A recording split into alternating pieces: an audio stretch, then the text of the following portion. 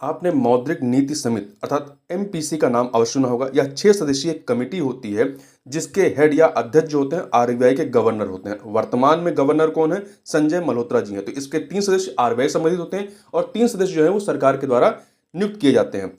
इसका सबसे प्रमुख काम क्या होता है कि द्विमासिक मौद्रिक नीति की समीक्षा करना। प्रत्येक 2 महीने पर ये बैठक करते हैं और मौद्रिक नीति की समीक्षा करते हैं। तो अभी 9 अप्रैल 2025 को चालू वित्त वर्ष अर्थात जो 1 अप्रैल से वित्त वर्ष प्रारंभ हुआ है उसकी पहली द्विमासिक मौद्रिक नीति समीक्षा की गई है।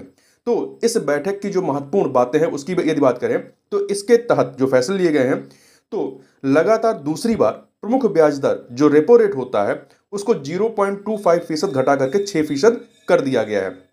पहले ये 6.25 था, उससे पहले 6.5 था, तो इससे पहले भी 0.25 की कटौती की गई थी, फिर से कटौती की गई है। ठीक है, अब इस कटौती से क्या होगा? इस कदम से आवास, वाहन और अन्य कर्ज सस्ते हो जाने की उम्मीद है। ठीक है, इससे क्या होगा कि मार्केट में पैसा जो या पैसे की जो तरलता है वो बढ़ जाती है। बैंकों के पास ज्यादा पैसा होता है उधार देने के लिए या ऋण देने के लिए। इसके अतिरिक्त आरबीआई ने अपने नीतिगत रुख को तटस्थ से बदल करके उदार कर दिया है। इसका मतलब है कि आरबीआई आने वाले समय में जरूरत पड़ने पर नीतिगत दर में और कटौती कर सकता है।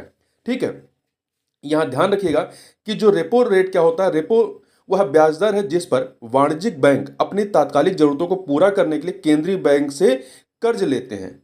ठीक है, ये तात्कालिक जरूरतों के लिए होता है, दीर्घकालिक के लिए नहीं होता है। इसके अतिरिक्त आरबीआई ने वैश्विक अनिश्चितताओं के बीच वित्त वर्ष 2025-26 के लिए अपने आर्थिक वृद्धि दर के अनुमान को भी 6.7% से घटा करके 6.5% कर दिया है।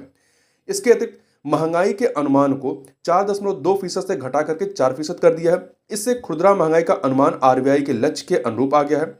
आरबीआई को खुदरा महंगाई को 2% घटबढ़ मतलब प्लस माइनस के साथ 4% पर रखने की जिम्मेदारी मिली हुई है।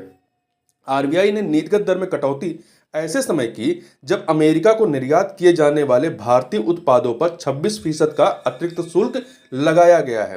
ठीक है, अमेरिकी शुल्क से अनिश्चितताएं बढ़ी हैं और कुछ अर्थशास्त्रियों ने 1 अप्रैल से शुरू हुए चालू वित्त वर्ष में जीडीपी अर्थात सकल घरेलू उत्पाद जीडीपी वृद्धि में 0.2 से 0.4% की गिरावट का अनुमान जताया है।